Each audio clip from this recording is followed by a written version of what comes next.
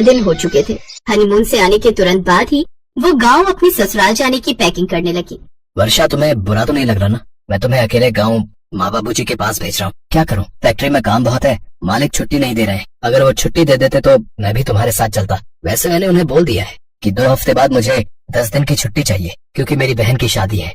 हाँ हाँ कोई बात नहीं, पहले काम जरूरी है। और वैसे भी मैं कोई पराई जगह थोड़ी जा रही हूँ, मैं तो अपने ससुराल जा रही हूँ, अपने घर। मैं वहाँ रहूंगी तो माँ जी को सहारा मिलेगा। सुनैना की शादी भी तो है अगले महीने, मुझे कोई बुरा नहीं लग रहा, तुम परेशान मत हो।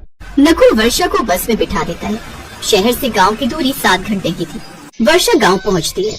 सब लोग नई बहू का स्वागत करते हैं। वर्षा की सास और ननद बहुत अच्छे स्वभाव की थी। उन्होंने वर्षा को महसूस ही नहीं होने दिया कि वर्षा किसी नई जगह आई है। वर्षा बहू, गांव की कुछ औरतें तुम्हारी मुंह दिखाई के लिए आने वाली हैं। सबका बहुत मन था तुम्हें देखने का। एक काम करो, तुम जल्दी से तैयार होकर आंगन में आ जाओ। सुनैना, अपनी भाभी को नाश्ता दे दे। वर्षा भाभी, आज मैंने आपके लिए पूरी आलू और खीर बनाई है, मैं आपके लिए अभी लेकर आती हूँ। सुनैना ने जबरदस्ती वर्षा को हैवी खाना खिला दिया। मेहमान भी बार बार आ रहे थे, इसलिए वर्षा को सबके साथ कुछ न कुछ खाना पड़ा। अगले दिन वर्षा की तबीयत थोड़ी खराब हो गई और उसके पेट में दर्द होने लगा। कमला बहन, बहू को नजर लग गई है, एक काम कर, बहू की नजर उतार दे। हाँ जानकी बहन, नजर तो मैंने उतार दी है, जरूर नजर ही लगी है मेरी प्यारी बहू को। चेहरा तो देखो कैसे उतर गया है, बहुत ज्यादा दर्द हो रहा है बहू। हाँ पता नहीं, पेट में मरोड़ उठ रहे हैं, रुक रुक कर दर्द हो रहा है। माँ बापू, मुझे लगता है वर्षा भाभी को गाँव के खाना पानी की वजह से दिक्कत हो रही है। क्यों भाभी, मैं ठीक कह रही हूँ ना? हाँ हो सकता है मुझे यहाँ का पानी सूट ना किया हो, पहले इतना दर्द होता नहीं है।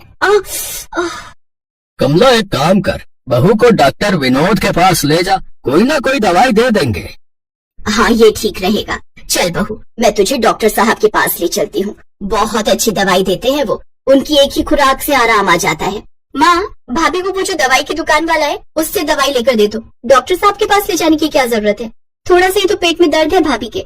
अरे तू ये कैसी बातें कर रही है सुनैना, ये थोड़ी है कि तूने उन डॉक्टर के पास जाना छोड़ दिया तो हम सब भी जाना छोड़ देंगे। अरे बहुत अच्छे डॉक्टर हैं वो, इतने सालों से हमारे गांव में मरीजों की देखभाल कर रहे हैं। तू चुप कर, चल बहू, इसकी बातों पर ध्यान मत दे, मैं तुझे लेकर चलती हूँ।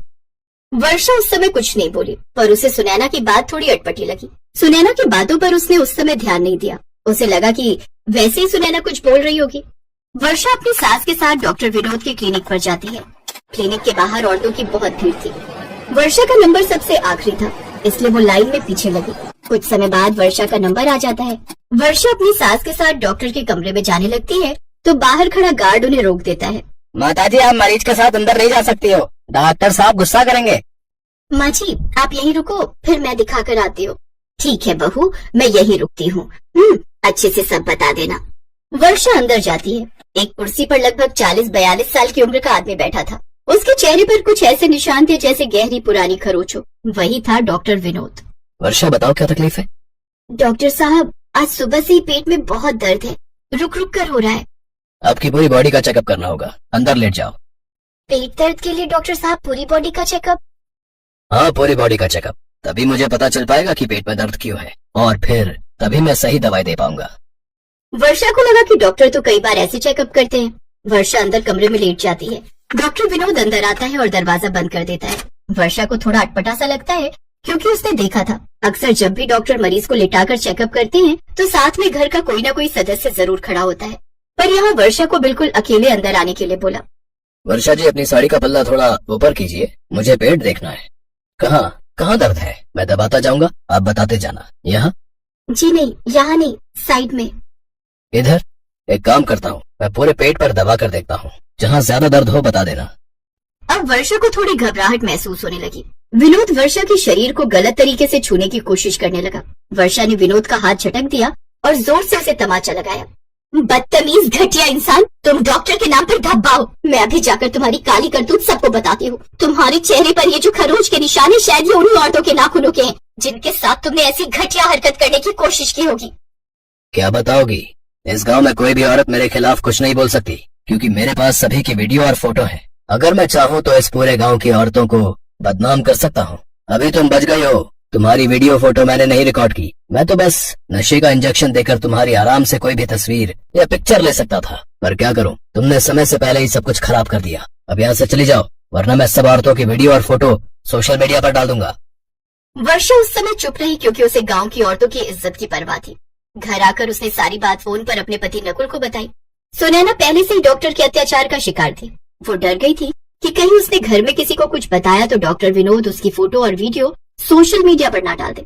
वो भी सब कुछ वर्षा को बताती है। नकुल गांव आता है और अब डॉक्टर विनोद को रंगे हाथों पकड़ना था। वर्षा को डर था कि अगर डॉक्टर को थोड़ा सा भी शक हुआ तो वो अपने फोन से सब कुछ डिलीट कर देगा और उसका जुर्म सामने नहीं आएगा।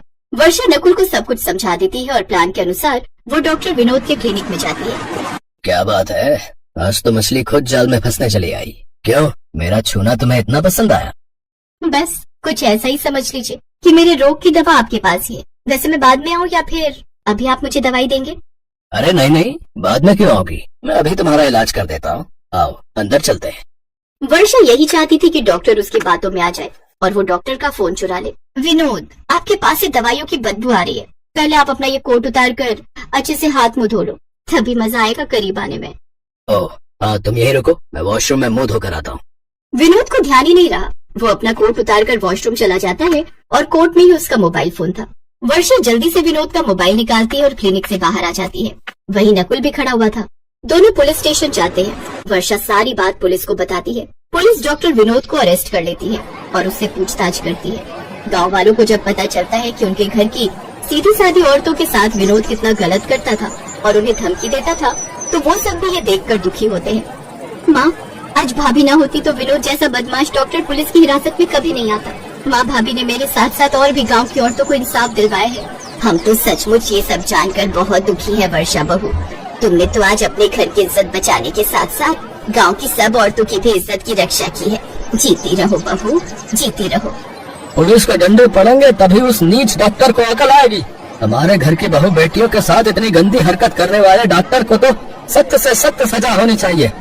बाबूजी, पुलिस ने उस डॉक्टर को जेल में डाल दिया है और उसे कड़ी सजा हुई है। भगवान का लाख लाख शुक्र है, सब ठीक हो गया।